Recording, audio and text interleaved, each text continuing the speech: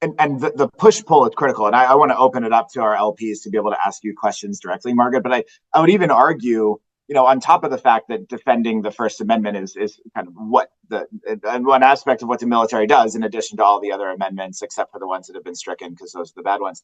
But but the fact that Google did bow out of participating in a lot of these contracts meant that there was an opportunity for other people to participate in the contracts. And we see this in this free enterprise within the United States, where somebody's unwillingness to do something and someone else is being able to step up to the plate is exactly how great companies are born, which is what allows us to raise funds on a regular basis, because there's always someone who's going to displace somebody else. And that turnover within the United States, I think, is kind of something of beauty. Again, it might be stressful for the incumbent, but I think that's what sort of pushes the system forward. And so I don't want to dominate your time. I don't know if anyone in the audience had a question that they wanted to put into the chat or be able to post in here. This is an amazing opportunity. I should also note, by the way, Margaret, we were two of your reviewers were previously people that were in your shoes right now. It was Chris Miller, author of Chip War, and Sebastian Mallaby, author of The Power Law. They're very much still friends of the firm. I had lunch with Chris Miller just the other day. And I saw Sebastian in England about 2 months ago. So I think it's also really great to see this continuum of these stories are being told in more adjacent ways, but very much derivative of what I think you touch on in a really, really good summary within the code. So for those who haven't read it yet, it's just a really great summary of the model. It's almost too perfect because I think someone's going to sue us for stealing a lot of the themes from the book. So we have a question from incidentally, actually, one of our veteran LPs from JP Morgan, and he asks, I would love to hear your thoughts on the reindustrialized movement. Do you believe that this is cyclical, a result of tariffs and macro tailwinds, or something that is here to stay? And I think that touches on that kind of aspect of building within the United States. Is this something that's going to be sustainable, or is this a place in time? And how excited should we be about the longevity of this? Yeah, that's a great question. I am really kind of still, again, gobsmacked is the word I use, not only when it comes to Chips and Science Act, but to the Inflation Reduction Act, essentially the reindustrialization investments, the bipartisan reindustrialization investments that have been made over the last several years, and also the kind of bipartisan energy behind that principle that has kind of putting the money where the mouth is in a way that didn't happen over the 30 years prior. When you guys mentioned at the top that I worked in the Clinton administration, my first job out of college was actually working on the 1992 Clinton campaign, which was quite an education. But I remember that campaign in which all three candidates, including Ross Perot, if you all recall, was running as an independent.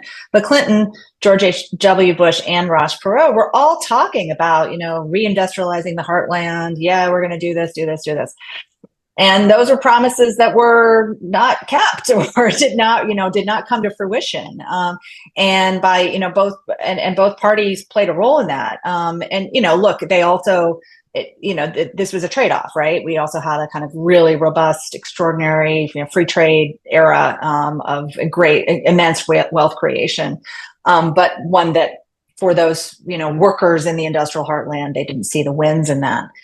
I think, this is a great example of, and something we have not seen in recent generations, of kind of a massive infusion of government resources that can be a catalyst for private sector efforts. I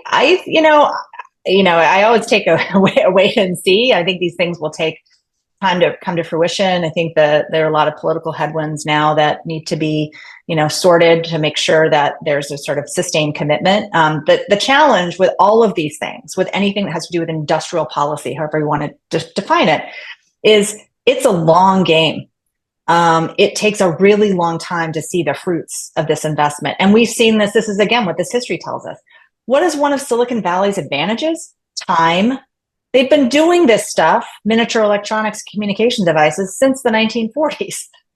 They've been building one generation after another of great companies, and that has fed on itself. So that flywheel is part of it. when it comes to public investment in these big long game moonshot things, you know, you've got the people making those choices, the CEOs, so to speak, meaning the lawmakers. They've got 2 or 4 or 6 years to, you know, show results before they have to get reelected or not. And so there's this time pressure that often works against, you know, really holding strong and saying we're going to keep our commitment that we made. And I really hope that that continues, because this cycle, you know, yes, it is cyclical. I think we burned out on what we could do with the last cycle, and so let's stay the course here. It's really amazing how much money's being spent, and I think it'll have a real payoff if it's done in a thoughtful way. Yeah, it feels that way. For what it's worth, the J2 answer so far has been actually sort of a software solution on top of whatever it is that a hiring manager wants to do. When you talk about the sort of political aspects of this, you have a lot of different things at play, to include union groups, the human beings themselves that are, you know, being reindustrialized in some kind of way. And so our participation has largely been in some sort of software optimization of that. Unfortunately, it's one of the few areas very hard to invest in hardware, just because it's kind of not clear, you know, robots and people are really cute, but I doesn't think anyone's really making them work in a big way so far. And so there's a bunch of other adjacencies that we found interesting. Yeah. And that's a much longer game than the software game. And you know, and then where we are in AI is another that's a whole nother.